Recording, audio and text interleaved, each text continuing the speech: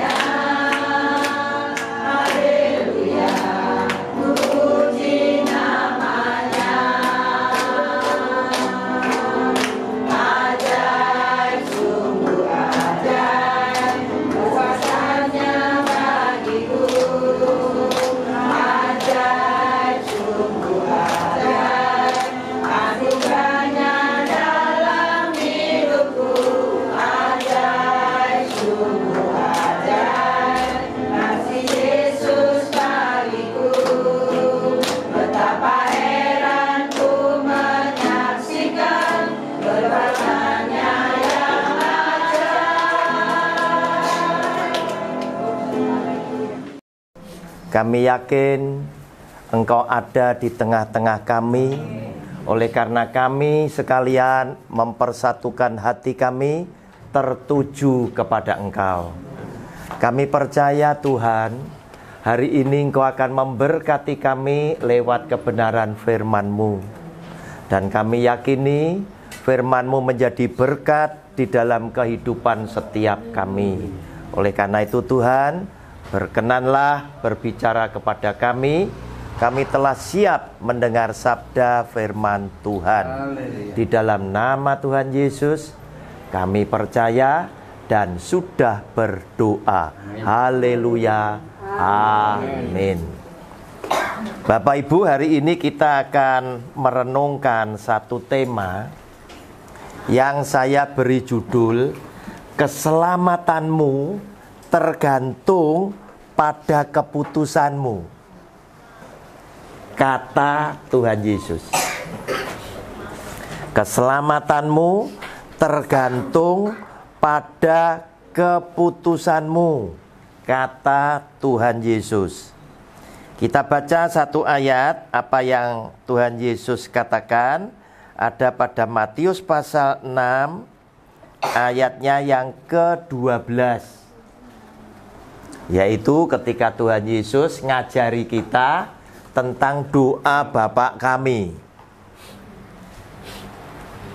Dan ampunilah kami akan kesalahan kami, seperti kami juga mengampuni orang yang bersalah kepada kami.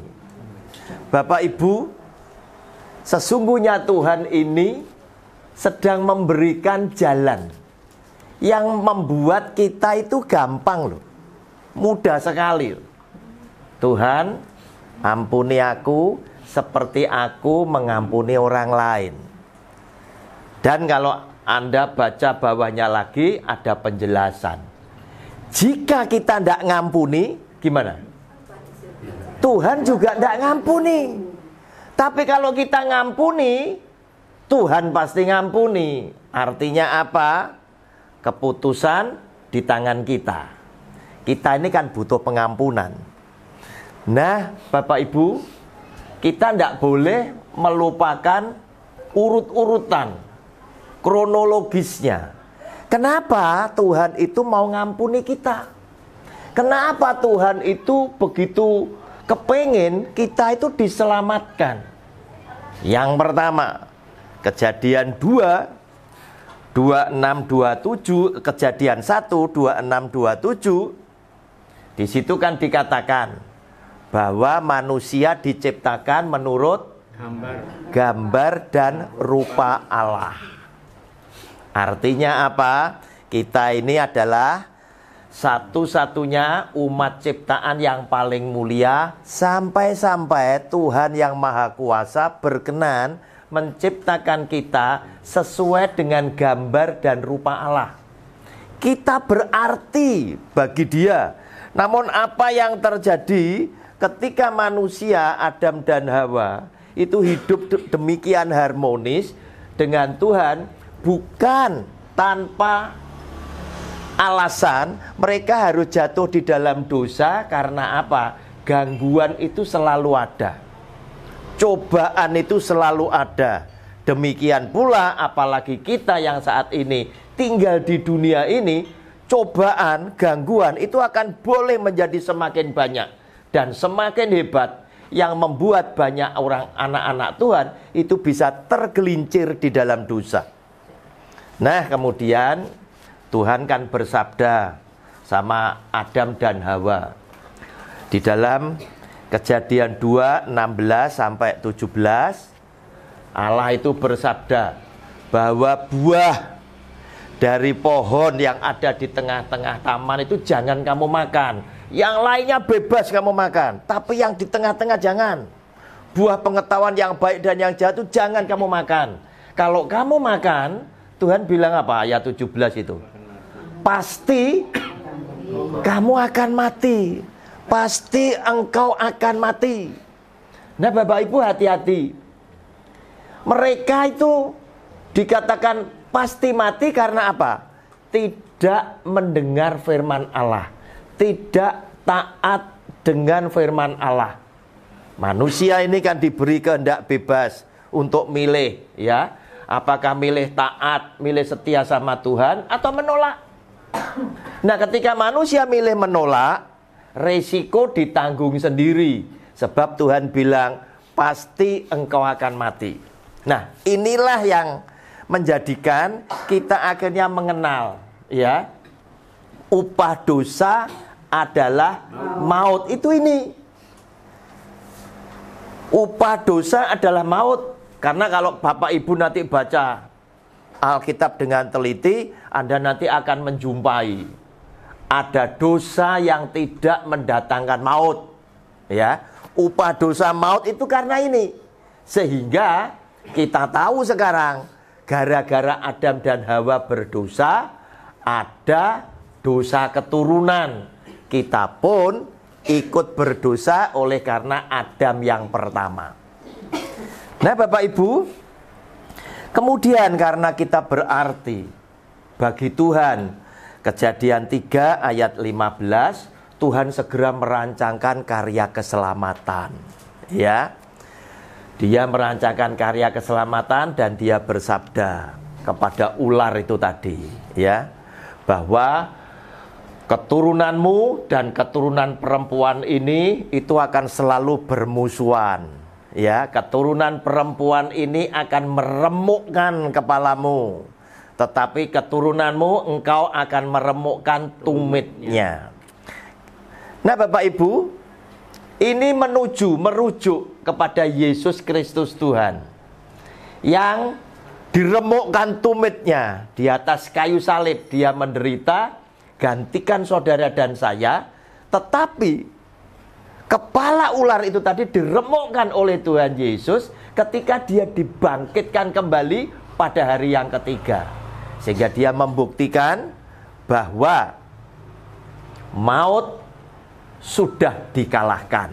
Oleh karena itu, akhirnya kita tahu bahwa kita diselamatkan oleh Tuhan oleh karena kasih karunia Tuhan yang ada pada Yohanes 3 ayatnya yang ke-16 dan Efesus 2 ayat yang ke-8. Karena begitu besar kasih Allah akan dunia ini, maka Dia telah mengkaruniakan anaknya yang tunggal, supaya setiap orang yang percaya dalam namanya tidak binasa, melainkan beroleh hidup yang kekal. Rasul Paulus membuat kita semakin mudah di dalam Efesus pasal 2 ayat yang ke-8. Oleh karena kasih karunia, kamu telah diselamatkan oleh karena iman. Berarti oleh karena apa? Kita percaya kepada Dia, kita diselamatkan oleh kasih karunia, oleh karena Tuhan Yesus. Nah, Bapak Ibu, sekarang kita masuk, ya. Kita ini kan punya masa lalu. Setiap orang punya masa lalu. Masa kecil ada, masa remaja ada, masa tuwek sekarang ini ya juga masih ada, ya. Kenapa? Karena kita berinteraksi dengan banyak orang, ya. Tidak setiap hubungan kita dengan sesama itu menyenangkan, enggak loh. Tidak setiap hubungan kita dengan seseorang itu menimbulkan berkat, tidak loh. Seringkali kita bisa tergelincir karena dosa. Kadang muncul kepahitan-kepahitan tertentu justru dengan orang-orang yang Anda anggap ini adalah orang yang tak hormati. Ini adalah orang yang tak kagumi, yang semestinya jadi pembimbing saya dan lain sebagainya, ternyata menimbulkan kepahitan di dalam hidup kita masing-masing. Bapak Ibu, Tuhan Yesus bilang begini, Roma pasal 8, Yohanes pasal 8 ayat ke-34. Yohanes pasal 8 ayatnya yang ke-34. Kata Yesus kepada mereka, aku berkata kepadamu, sesungguhnya setiap orang yang berbuat dosa adalah hamba dosa. Nah, Bapak Ibu, hati-hati, ya, hati-hati. Kita nyimpen kepahitan itu dosa loh. Nyimpen kepahitan itu dosa. Kalau dikaitkan dengan ajaran Tuhan Yesus, doa Bapa kami tadi, dosanya di mana kira-kira? Tidak mengampuni. Tidak ngampuni. Tapi mulut orang Kristen selalu ngomong apa? Aku wis ngampuni Pak Roni, cuma nak eling. Lah itu sudah. Nah, ini tadi. Cuma nak eling. Atiku iki jantungku bisa bergetar deg deg deg deg deg deg deg ini tadi. Bapak Ibu hati-hati.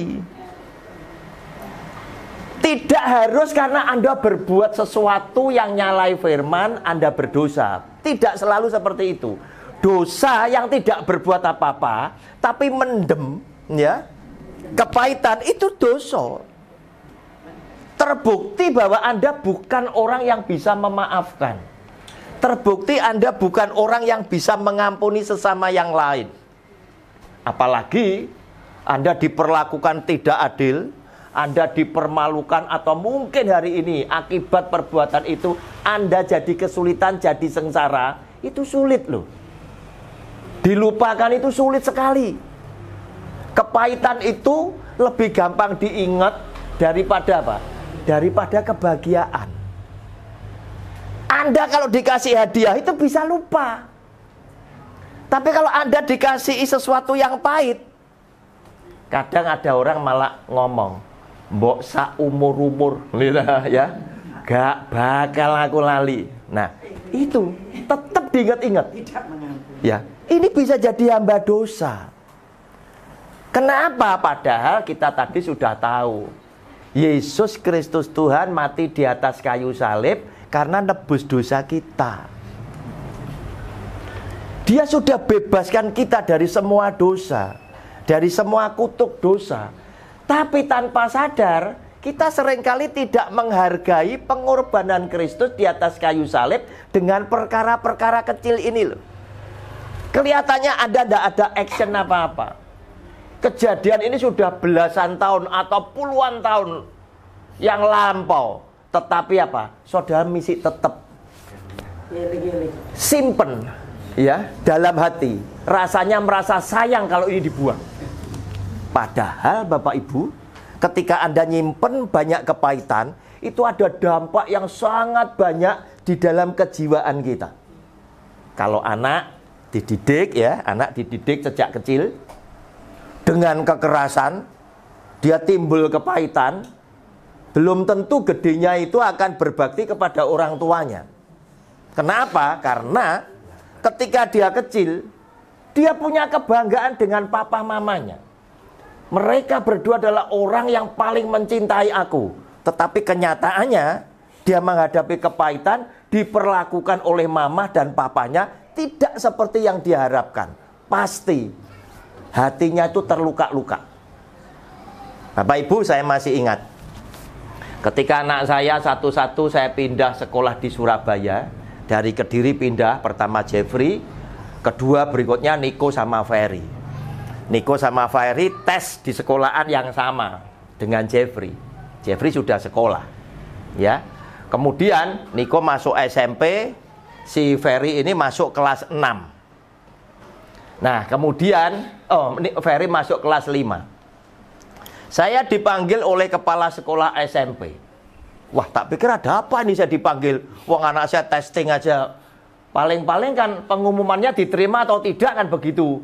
Ternyata saya dijak omong-omong sama sekolah ini, sekolah internasional ini.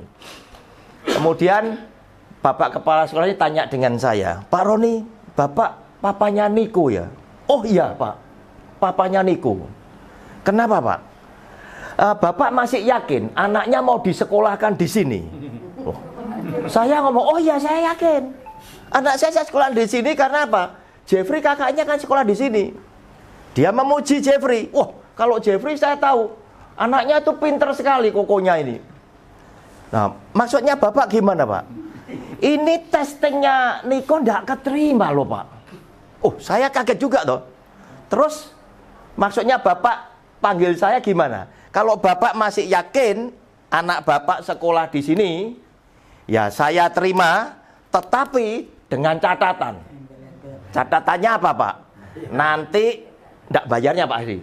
Nanti kalau sampai anak bapak itu ketinggalan pelajaran, kita mesti kerjasama antara sekolah dengan bapak sebagai orang tua, memberikan pelajaran tambahan supaya anak ini bisa mengejar.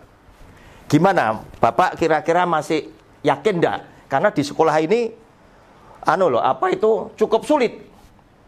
Saya bilang, Pak, yang paling tahu Niko itu saya, karena saya bapaknya. Ya. Karena saya bapaknya, ya. Yakin, Pak? Yakin.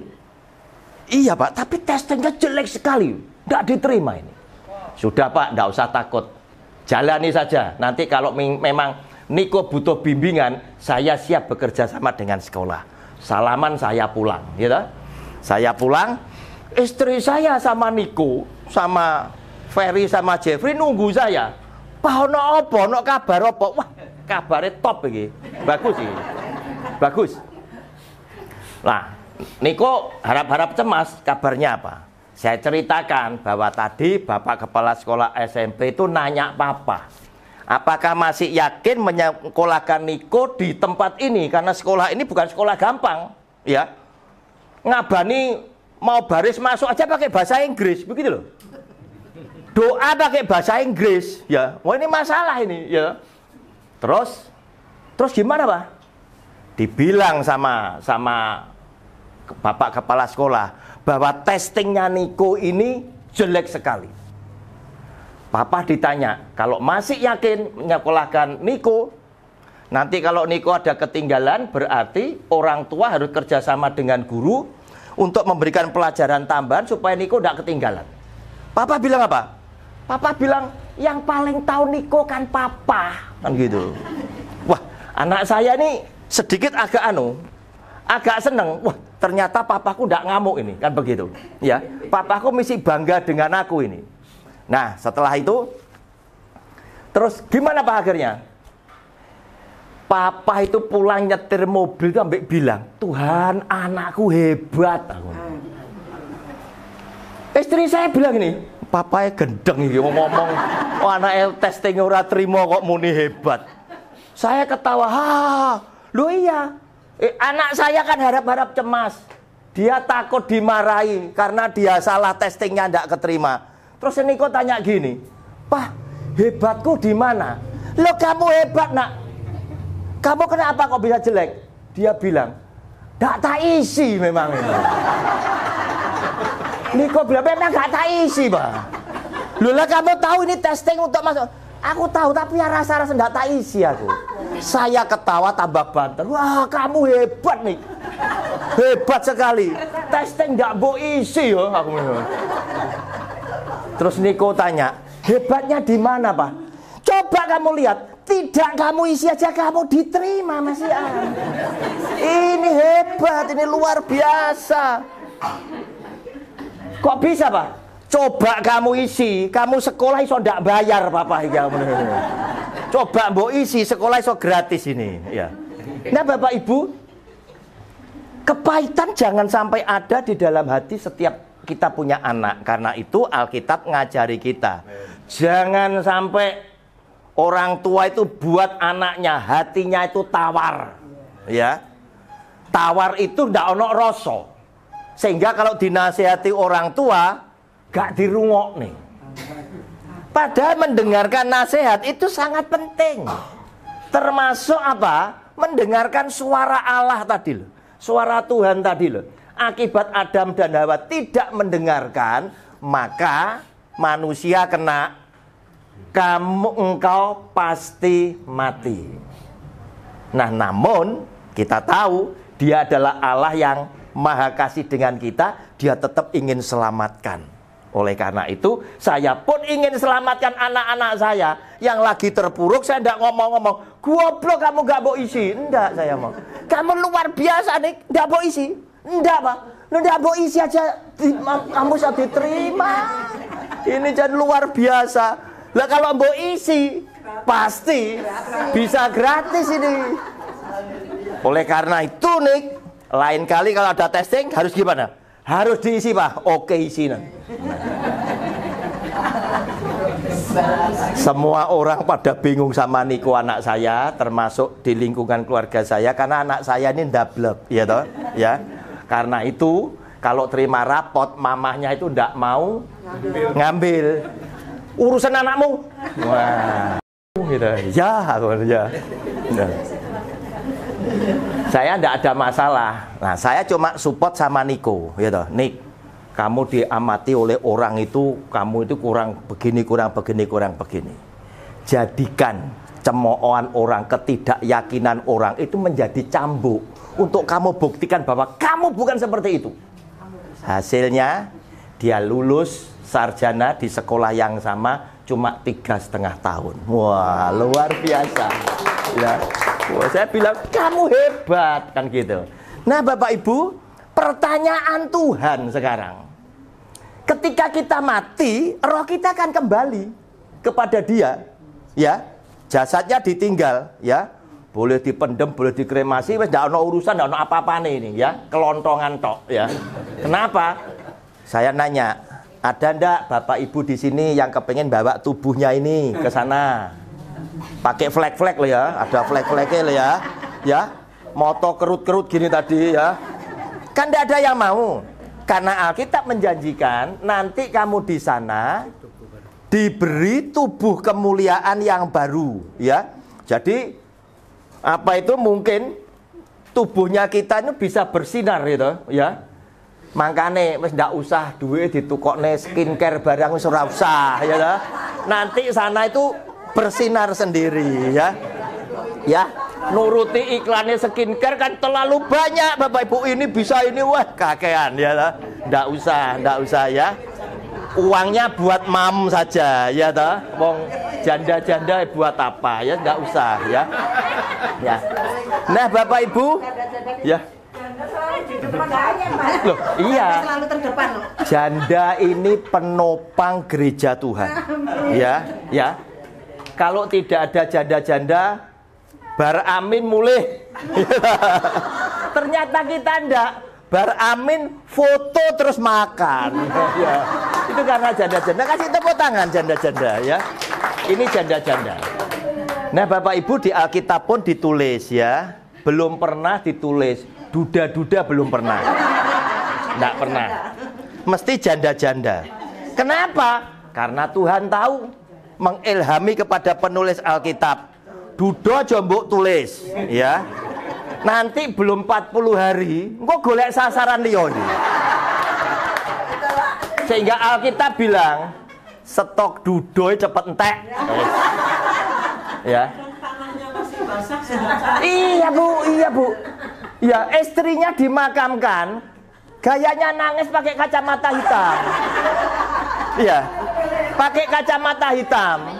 Ya. Sama lihat-lihat, iki sopo iki bakal gantine. Itu laki-laki, Bu. Ya, makanya jangan percaya kalau ada laki-laki kehilangan suaminya terus nangis geru-geru. Nggak usah dipercaya dulu. Ya, belum teruji. Ya, belum teruji. Jangan dipercaya dulu. Ya, itu laki-laki. Alasannya apalagi yang Kristen. Kamu tinggal ngomong sama saya, loh Pak Roni, kalau misalkan saya cerai karena maut, apa boleh menikah lagi? Nah, itu tadi. Ayatnya digandoli sama saya. Ya. Tapi firman Tuhan itu sangat bijaksana. Boleh, tetapi Rasul Paulus bilang, apa tidak sebaiknya engkau mengabdikan diri kepada kaum keluargamu? Kenapa? Kalau kamu duduk, terus golek maneh atau janda cari lagi, itu bisa timbul masalah yang lebih pelik, ya, lebih sulit. Sampean punya anak, sing lanang yo punya anak, gitu. Terus nanti menikah duwe anak maneh, gitu. Jadi anak ada versi 3. Anak gawanmu, iki anak gawane sing wedok, iki anake sing join, gitu. Jadi masalah, ya. Ini jadi masalah. Anakmu Pak, sing ndi lah, gitu toh. Anakmu mah sing ndi, gitu. Lah. Sing aku dewe-dewe apa mbek kowe lah jadi bingung, ya. Ya, hati-hati, ya. Hati-hati, ya. Ya, ini kenyataan. Nah, tiba saatnya roh balik kepada Tuhan, ya. Mempertanggungjawabkan perbuatan yang ada di sini karena Tuhan akan memberikan upah, ya. Itu ditulis di dalam Alkitab. Tuhan itu nanyanya itu ndak sulit-sulit. Tinggal ditanya, Bu, Pak, sampean punya musuh ndak? Begitu ngomong saya punya musuh, langsung neraka. Kenapa? Karena ndak bisa ngampuni. Kalau kemudian Anda ditanya, Pak, Bu, sampean punya musuh? Oh, ndak punya musuh. Semua musuh saya doakan, saya berkati. Pasti ke surga. Termasuk Bu Guntoro ini. Bu Guntoro, sampean punya musuh. Semua musuh saya berkati, saya doakan. Jangankan kok musuh Tuhan, iblis setan teko gang 14 teko nggonku ora tak ganggu. Ndak saya ganggu. Pokoknya ndak ganggu saya. Nah, saudara, berarti apa? Keputusan kita itu menentukan nasib kita. Keputusan kita menentukan nasib kita karena doa Bapa kami adalah doa yang diajarkan oleh Yesus Kristus Tuhan kita sendiri. Ampunilah kami seperti kami juga mengampuni orang yang bersalah kepada kami. Oleh karena itu, sebagai penutup khotbah saya ini, siapa yang hari ini masih punya musuh? Musuh yang paling sulit dilupakan itu kalau misi mambu dulur, ya, mambu sahabat, ya, mambu ambek pendeta nih, ya, karena kita jemaat kagum sama pendeta. Pendeta kan tetap manusia, kadang dia bisa mengecewakan kita. Nah, kepahitan-kepahitan itu harus segera dibuang jauh-jauh. Caranya gimana? Anda mesti rajin mendoakan, sebut nama orang yang menyakiti kita di dalam setiap doa syafaat kita. Supaya apa?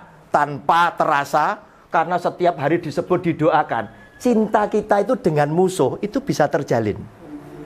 Sehingga Anda akan memenuhi Matius pasal 5 mulai ayat 44 itu, kita mengasihi musuh, mendoakan musuh, memberkati musuh, sehingga apa? Kita berbeda dengan orang lain. Kalau orang lain bilang apa? Utang nyowo, bayar nyowo, ya toh? Nah, taitenono lah, kita ndak ternyata, ya. Ternyata kita ndak, ya. Kita berbeda karena apa?